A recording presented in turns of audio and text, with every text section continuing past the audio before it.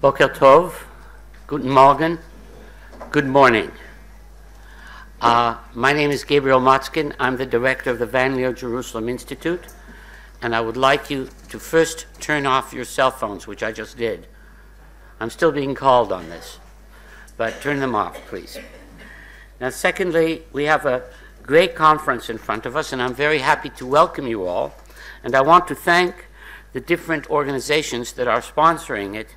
Apart from myself, there's the Volkswagen Foundation, there's the Cohen Institute for the History and Philosophy of Science Ideas at Tel-Aviv University, and there's the Edelstein Center at the Hebrew University of Jerusalem, and our heartfelt thanks to all these organizations for what we think will be a very fruitful and important conference. Now, before I introduce the other greeters, after that you'll hear me later, I want to say one or two words in introduction to this conference and what I think is the key issue. And it came to me this morning for the first time. And the key issue is, who do you want to form? Now, it's what kinds of people do you want to emerge from an educational system, and who are the clients? Now, in the 19th century, the Germans developed what we think is the modern research university, but they did not develop this to do research. They developed it to train Prussian bureaucrats, and research was a byproduct of German cheapness. They had little money, so they could not set up academies. And that's why they introduced research into the system. This is a well-known research result of the history of universities. Now, in the United States, something else happened. People talked about a general education for the general public. But forgive me, some of you, the Americans, are hypocritical. They did not mean it. They were not trying to introduce general education to a general public. What they were trying to do is train a ruling elite. And their idea was that the way you train a ruling elite was you inculcate the elite with democratic values, not the people, the elite. And so they introduced first at Princeton, the president of the university thought, since all these people are going to be rich, he would introduce a course in art history, since they would obviously all go to Europe and buy European pictures. His name was Thomas Woodrow Wilson, and he had a big career afterwards in another line of work. In the same way, Western civilization was introduced into Columbia about the time of World War I. The idea was that you train the elites. So when I was at Harvard, the normal cursus honorum was that somebody came from a rich family, would get a degree in something like the history of art, and then would go into business. No connection, no training for business, nothing. And that was the normal way of being. And why was he trained in general education in the history of art? Simply because the belief was that by having a general education, he could be one of the rulers in a democracy. Who do you want to train? That's a very important question. Do we want to train skilled workers or technocrats? In an age of mass universities, do we really think we are training a ruling elite? Any education system that we invent, any idea of per capita costs, is an idea of whom we wish to train with this system. And the education we provide is tailored to that group. Now, you'll hear a lot from me later, so I'm going to stop here. And I'm going to introduce the first of our greeters, who is our friend, Professor Wilhelm Krull. And I have a long number of things to say because he's done many things, and he devotes himself to the furtherance of foundations on the national and international level. He was chairman of the Hague Club, chaired the governing council of the European Foundation, chairman of the Bundesverband Deutscher Stiftungen, but he's also the Secretary General of the Volkswagen Foundation, which is the main thing he does. And therefore, I'm going to ask Dr. Krull to greet us, please. Thank you very much, Gabi, for your kind introduction. I should also like to welcome all of you on behalf of the Volkswagen Foundation. I'm particularly glad that so many of you took the time out of your busy schedules to come here and to fly even quite long distances from India or from the United States, all the way from Arizona and other places. Well, as Gabriel already pointed out, to develop and to define curricula is one of the core activities of a university. But as far as I can see, at least over the recent decades in Europe, particularly, let's say, after this change towards the so-called bachelor's master's degree system, the Bologna process, hardly any university has invested a lot in really redefining the curricula. Instead, the previous ones have been cut into two, and people were more or less content with, let's say, seeing to it that there is an interim degree called bachelor's degree, but most of the universities didn't even believe in a bachelor's degree being a kind of, let's say, a final degree for those who attend a university.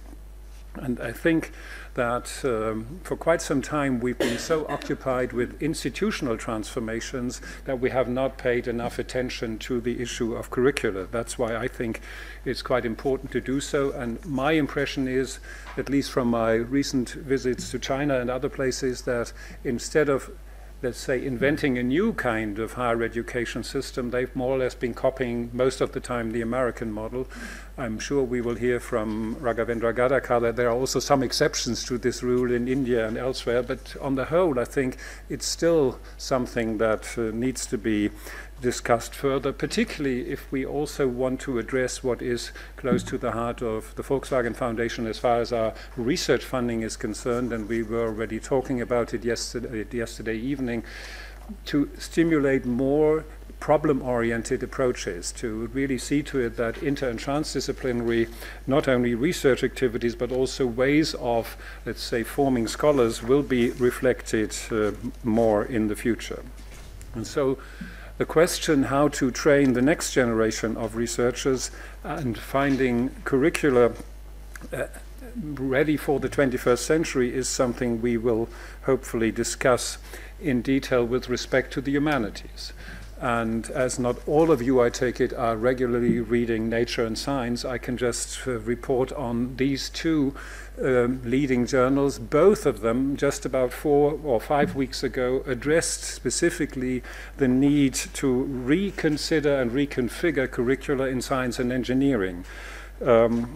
Under the headline, Building the 21st Century Scientist, for instance, Nature addressed it, and only a week later, Science, on the 24th of July, dedicated the editorial to rethinking graduate education, also with a special focus on science and engineering. The diagnosis of the current state, according to Nature, is that, I quote, "The science classroom is in for a radical change," and Science comes to the conclusion that, I quote, "leaders from the scientific, academic, industry and government communities will have to work together to mount a project of this scope, develop an action plan and monitor its progress. No group can do it alone. The benefits of the science students of the future will be well worth the collective effort." That's, of course, a very American way of putting it, but I think nevertheless they address it in a way that indeed, let's say, to rethink what actually is needed and what kind of objectives do we have when we develop certain curricula is something that is a very pertinent topic, and that's why I'm glad that we can do this right here today and tomorrow. And I should just remind those of you who are new to this workshop that this is the third workshop in a series particularly devoted to Yehuda Elkanah, and we started it with a workshop, and I'm glad that Jürgen Renn is here at the Max Planck Institute for the History of Science. The title there was From Local Universalism to Global Contextualism. And then in September, that was in September 2013, and a year later we had a workshop at the Volkswagen Foundation's premises at Herrenhausen, where we discussed in particular what is intellectual quality in the humanities and developed guidelines, which you can find both on the homepage of the Max Planck Institute and on the homepage of the Volkswagen Foundation.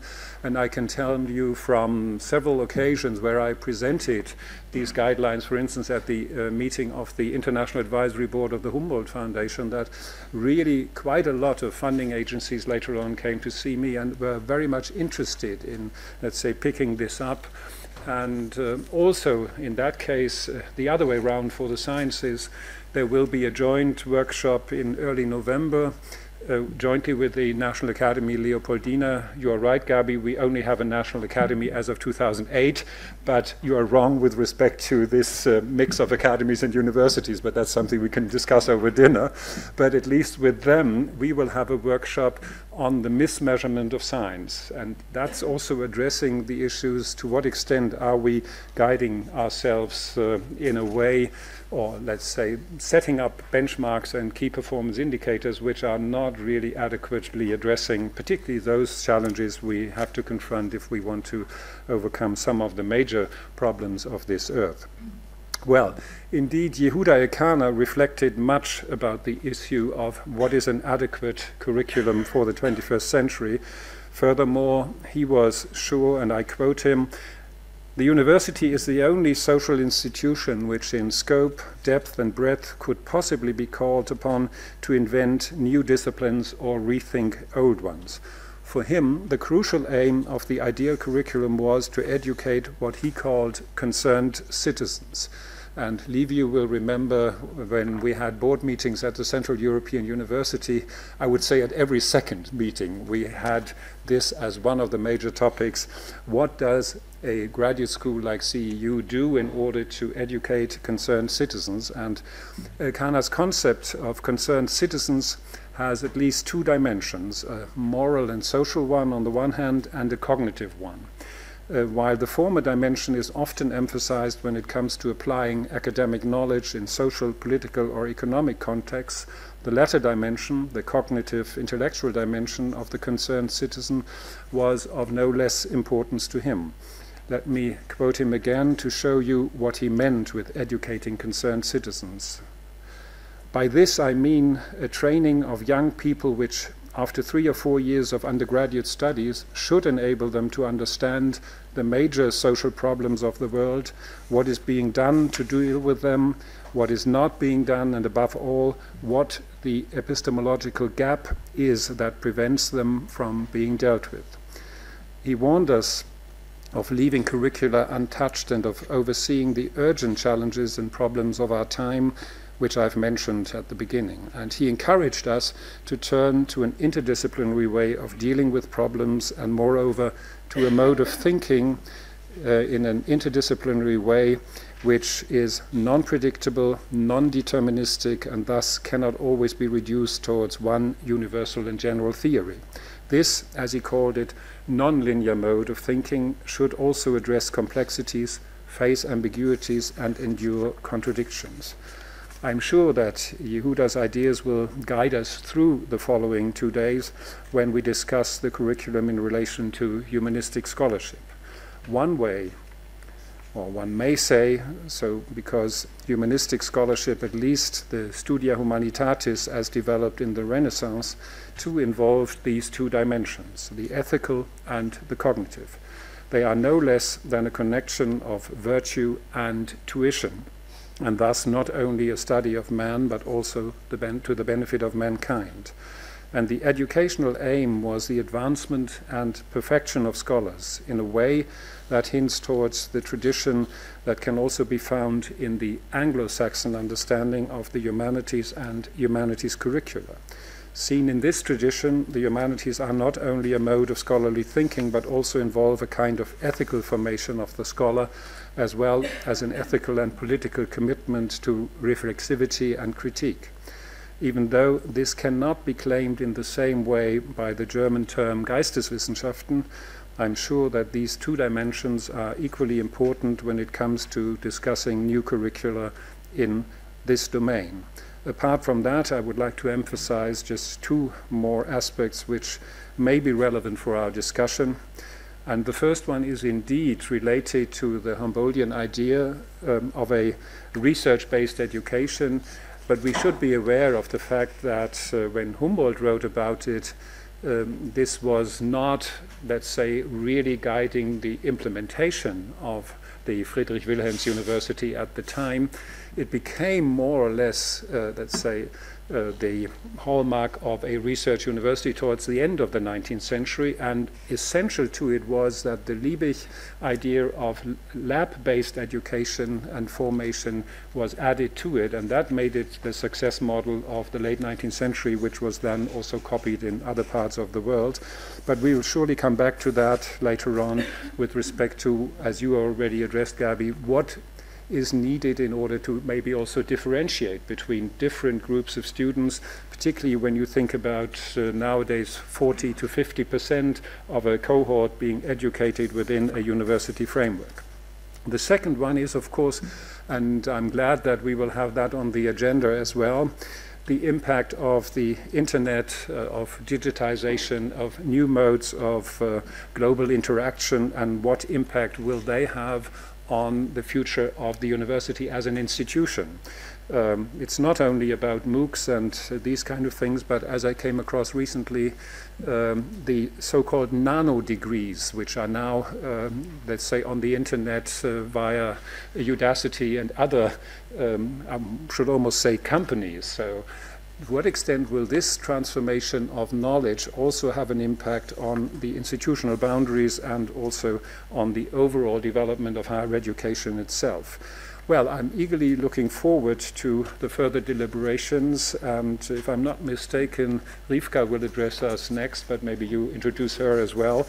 And I wish us all a fruitful discussion and a wonderful outcome later on, which may also be instrumental to our own work. Thank you very much.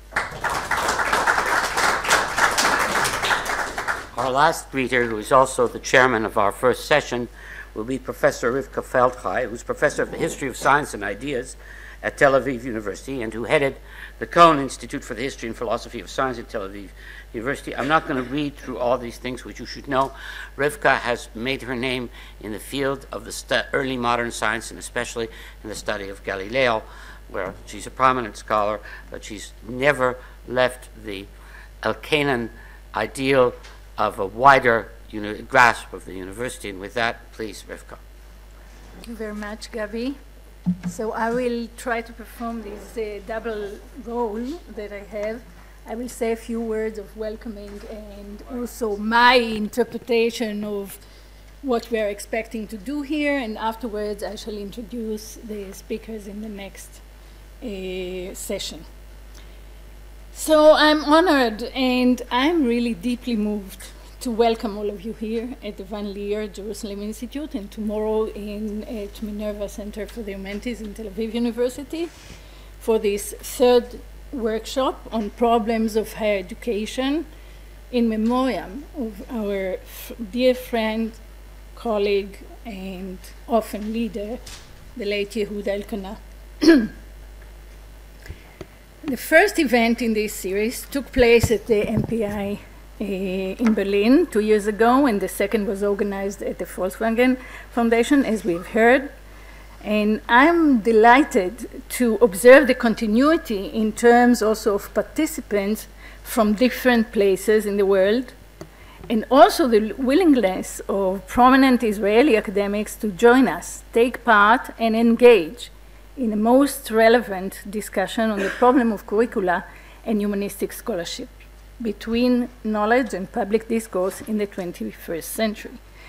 And I would like to dedicate just a few minutes to a short reflection on the topic and the way we chose to organize the discussion around it. So the history of modern, and it will complement what Gabi said and what Professor Krull has said from a slightly different perspective.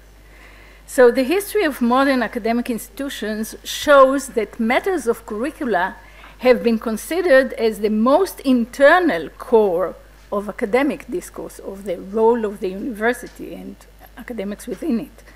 Traditionally, syllabi of university courses have been designed by individuals with disciplinary affiliations in accordance with institutional guidelines that have been reviewed and approved by faculty councils. Thus, it has usually been the case that academics of different disciplines were predominant in designing the curriculum. But with the emergence of mass higher education, the world around us is rapidly changing. Curricula should now be adapted to a changing reality of a global world. We need to adapt our disciplinary tools to solve new problems with new technological means. Furthermore, new players have entered the field of higher education, and we cannot afford ignoring them. There is no better perspective from which one can assess these structural developments than the perspective of curricula. True, curricula necessarily reflect the changing epistemic dimensions that the disciplines are undergoing through time. Thus, for example, the practical turn or the performative turn in the humanities has shifted the foci of research in the humanities and the social sciences in the last 30 years, from interest in ideas and superstructures to interest in the everyday routine work of agents, whether in politics or the factory or the laboratory. Such epistemic shifts are still within the domain of academic decisions. However, in order to understand the needs of students today, as Gabi said, and to fulfill them through the construction of curricula, a much broader gaze is needed. In fact, any attempt to state the principles behind the curricula design must take into account the fact that the academia today is part of the market, where students are expected to behave as consumers according to professional and financial considerations and interests, and not only according to the principle of the love for knowledge. And what I think we will do here at the end is to try and formulate some guidelines for curricula designing, because I don't believe that we'll be able to go into the details of the pedagogical problems. In this world, academic institutions are competing on the global level on the best students and are being managed top-down by administrators interested in maximum effectiveness and efficiency.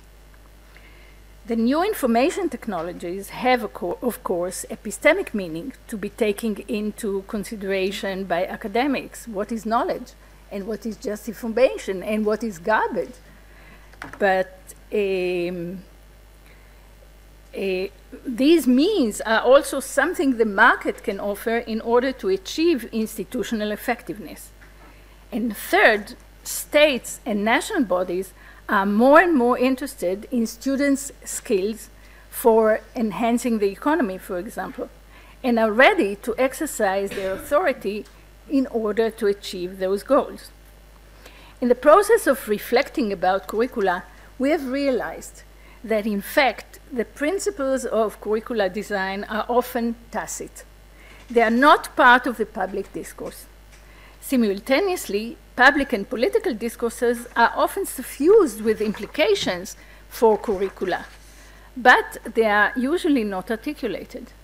All of these considerations have led us to structure this workshop in the following way.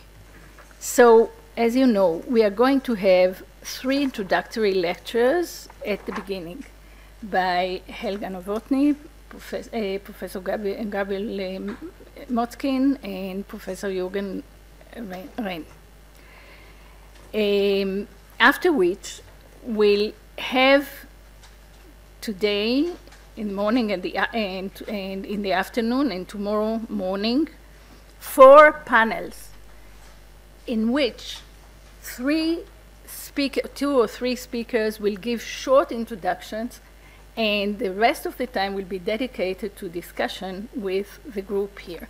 So indeed, the idea was not that we'll read lectures to each other. The idea was that we'll create a discourse about these topics, very important topics.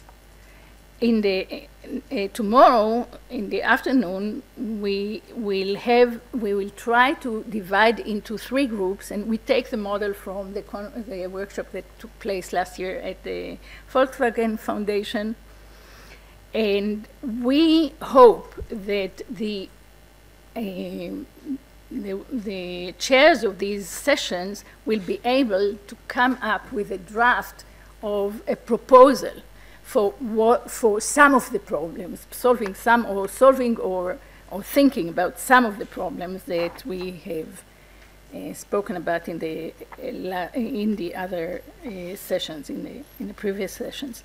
And the last thing will be a final assembly where a presentation of these drafts will be made and we'll discuss them. So, you know, it depends a lot about how the dynamics of things, but I hope that we'll be able to make it. Last word, I'm really looking forward to a successful and fruitful workshop that will, I hope, lead to writing a position paper on the problems discussed here. But I would like, before I call the speakers, to say a few words of thanks. First of all, thanks to Gabi for the long sessions we've had in planning this workshop. Thanks Yochi Fischer and Adam Klineron, who helped a lot in the organization of the workshop, especially here at the Van Leer. And I should also say at this occasion that I'm thanking Yuli Litov and Yael Atia, who will welcome us tomorrow in Tel Aviv.